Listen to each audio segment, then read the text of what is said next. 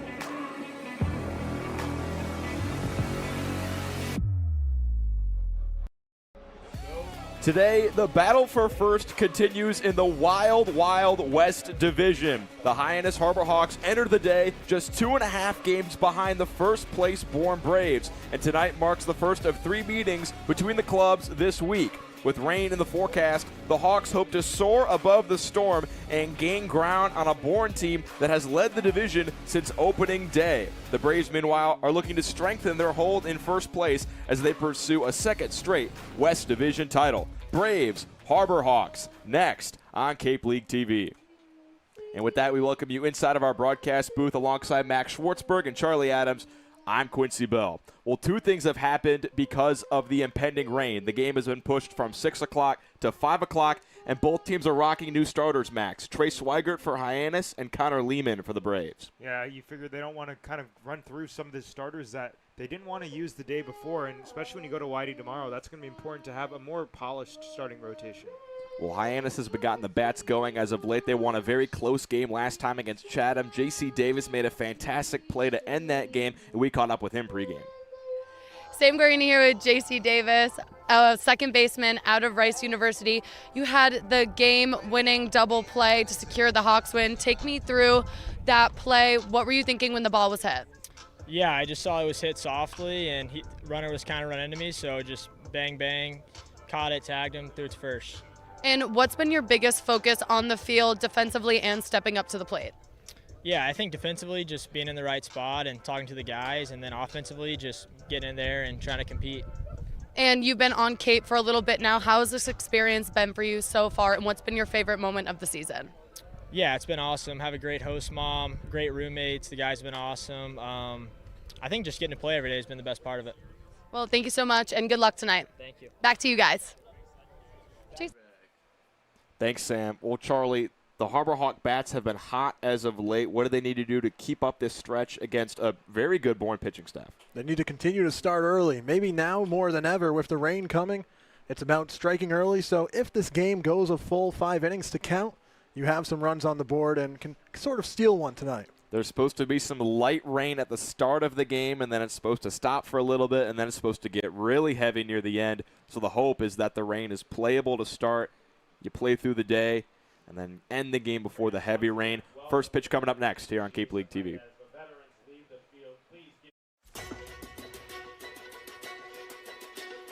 I think, Dean, they're allowing you to find your own success and your own true independence.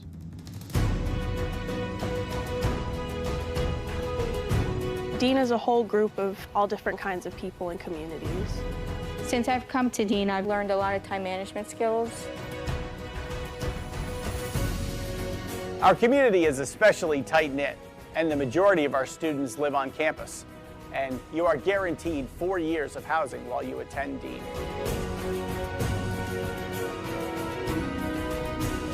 Dean is just full of opportunities for you to embrace, to welcome, so you can change yourself to who you want to be and form your career for the future. So go through that, all right? Think that way. Be a bulldog. Have a bulldog mentality in everything you do in life, whether you're playing sports or in the classroom or just socializing around campus. Charlie Adams alongside skipper Mitch Carricker pregame. Coach, starting 3 games in 5 days against the Bourne Braves that really could decide the division. What is the message to the team? Just take it one game at a time. Worry about one pitch at a time. As cliche as that is, that's really all we can control. I thought our pregame was really good. Guys are in a good place. I feel like we're playing really good. So excited for tonight. The weather that's coming could shorten this game. The game time already got moved up to 5 p.m. You've had an offense that started early. Is that what you need tonight? Yeah, I mean, I think we want an offense that not only starts early but sustains and then continues to finish. So it's going to be important, like you said, with the weather. We'll see what it has for us, but let's score early and see if we can hold on to that lead as long as we can. With the top of the lineup, Matt Hyannis and Jax Jimenez have both been there and starting the offense off on the right foot. What have you liked out of them? Yeah, they set the tone in a really good way. They obviously, Matt sees a lot of pitches at the top and gets us off to a good start. Jax is just competitive at bat every time you get him in there, and just the rest of the lineup. I feel like from top to bottom we've been playing really well so far. All right, Coach, good luck today. Thank you. Guys, back to you. So I think, Dean, they're allowing you to find your own success and your own true independence.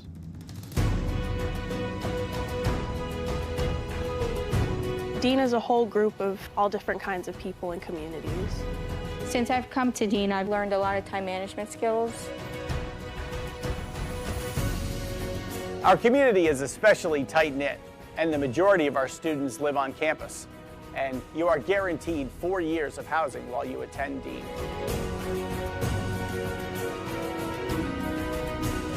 Dean is just full of opportunities for you to embrace, to welcome, so you can change yourself to who you want to be and form your career for the future. So go through that, all right? Think that way. Be a bulldog. Have a bulldog mentality in everything you do in life, whether you're playing sports or in the classroom or just socializing around campus. As we welcome you to McKeon Park, a lengthy discussion is going on between the umpiring crew and both managers as to whether or not they want to start this game because, Max, the clouds have gotten very dark very quickly.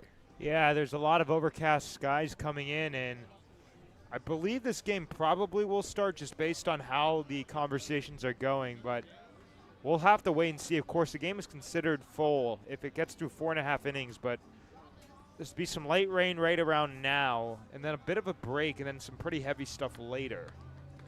Well, no precipitation has come yet, but it is coming. I'll give you guys the latest from my radar. It says light rain begins at 5:15, and then heavy thunderstorms begin at 5:30. And then it's supposed to be very off and on afterwards. So thunderstorms is what's the concern is, because the lightning is really the big issue. As soon as there's lightning, that's when they immediately enter a 30-minute delay. All right, fans. Well, the Harbor Hawks have just taken the field, and we'll give you the lineup for the Bourne Braves to start the game. It's Blake Schaff, Rustin Rigdon, the two hot-hitting brothers, Luke Costello and Andrew Costello in the 3-4 spot. Costello leads all Cape League hitters in average. He has really been crushing it this year. Berkeley Mabius hits 5th, Matt Bolton 6th, Josiah Overbeek 7th, Justin Osterhaus will hit 8th, Austin Hawk in the 9 spot. And then on the mound for Hyannis, getting the call very late, 15 minutes before this game started, is Trey Swigert. Currently the picture is still Jonah Barkhoff, who was scheduled to start this game, but it will be Swigert making his second appearance on the Cape this summer. His first time out was a couple of days ago, and he looked solid. 3 innings, only gave up 1 run.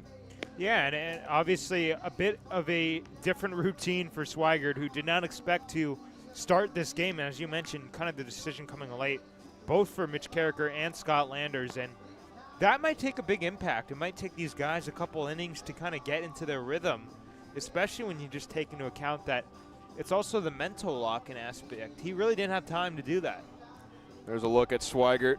The Portland Pilot was very solid this past year in his sophomore campaign. He threw 49 innings and only surrendered 21 earned runs. His ERA is in the high 3s. He's very solid. locates well, doesn't walk a lot of guys. Here's the defensive alignment for Hyannis. Henry Ziener in left, Jax Jimenez in center, Clay Thompson in right, Taylor Kirk at third, Matt Einish at short, J.C. Davis at second, Caden Miller at first, and Tyler Lang will do the catching for Trey Swigert tonight. Blake Schaff will lead things off for the Braves. On the summer, he's second in average with a .337 mark. And here's Swigert to the plate to open things up, lined up the middle and into center field for a base hit. Blake Schaff starts this game quickly for the Braves. Well, he knows the scouting report tonight. Both these teams want to get on the board as quickly as possible with the thought that this game might not continue through a full 9. And first pitch attack right there, got one belt buckle high and just sent it the other way up the middle. Rustin Rigdon will be the second task for Trey Swigert with a runner on first. First pitch taken outer corner, called a strike by the plate umpire Chuck Furlong. Still no rain yet.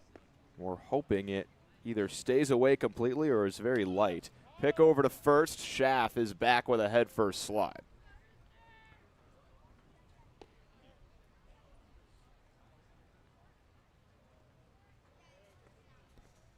Rigdon, a switch hitter, batting left, takes down. It's a phenomenal pick from Tyler Lang behind the plate. That one had a wild pitch spelled all over it, and he's able to keep it in front of him. Again, you don't want a guy to go into scoring position because it also takes away the ground ball double play opportunity. Another attempt over to first where Schaff gets back in. Tyler Lang was the catcher for Swigert's first appearance in Orleans a couple of days ago. 1-1 smashed but fouled down the first base side. So there is some familiarity between Lang and Swigert.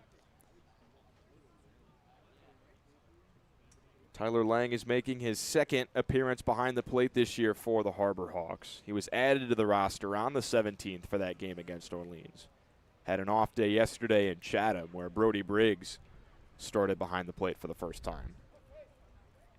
And it looks like Rigdon, I think, splintered his bat on that foul ball, so he's going to get a new twig.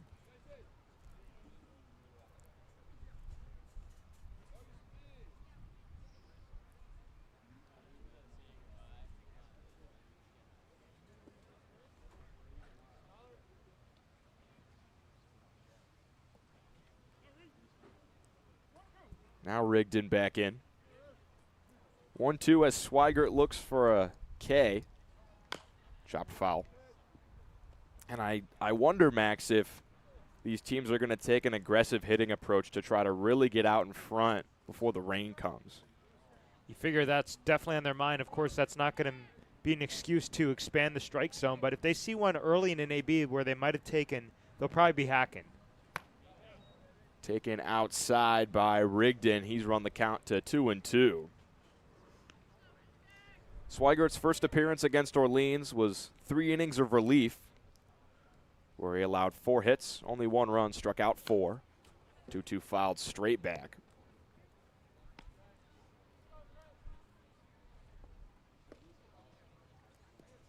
Picked up the win against the Firebirds as well.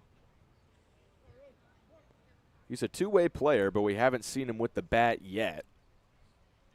On 2-2, he bounces one, but Lang able to get his chest in front of that one.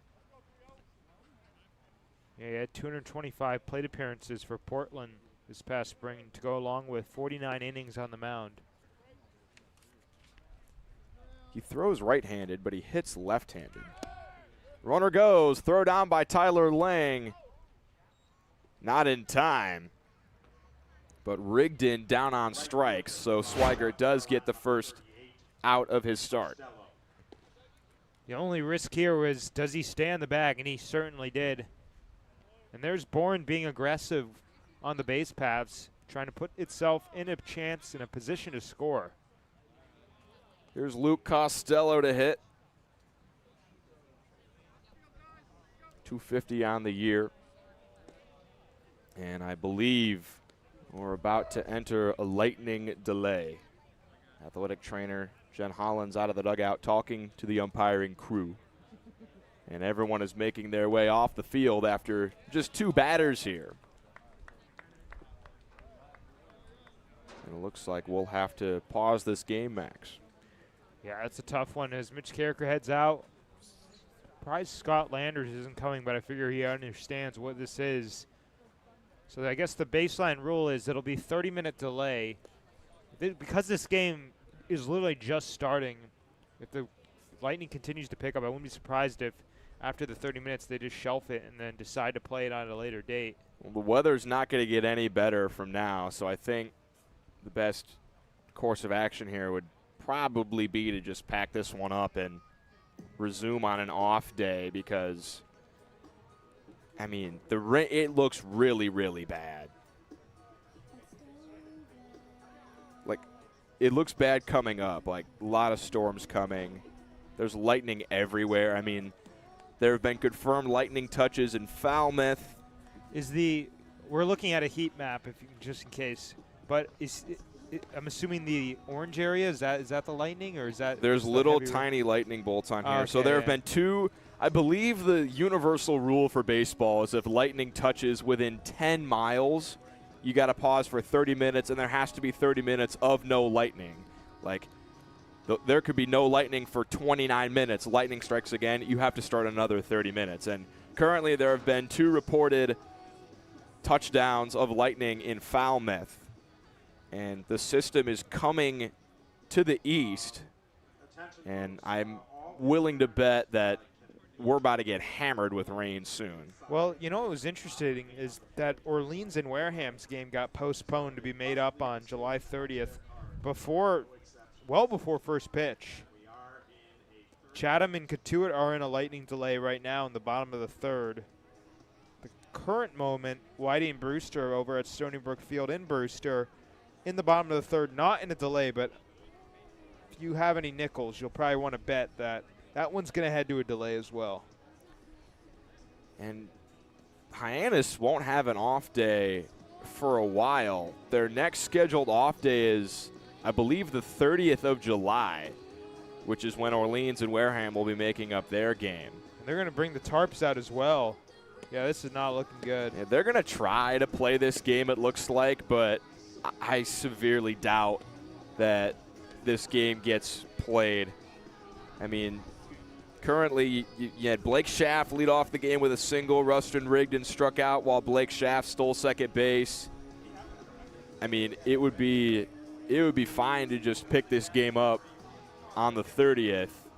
And then, of course, there's one scheduled day before the playoffs start. The regular season ends August 2nd.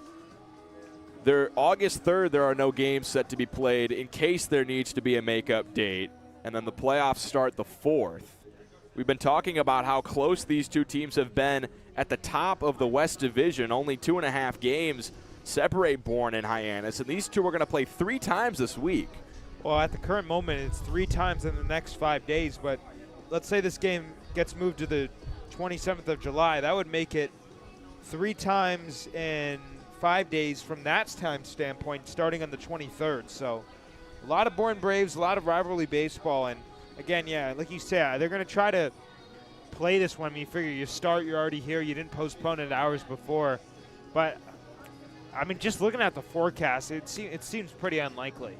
Well, we're going to step aside here on Cape League TV, and we'll update you with any new developments as we get them.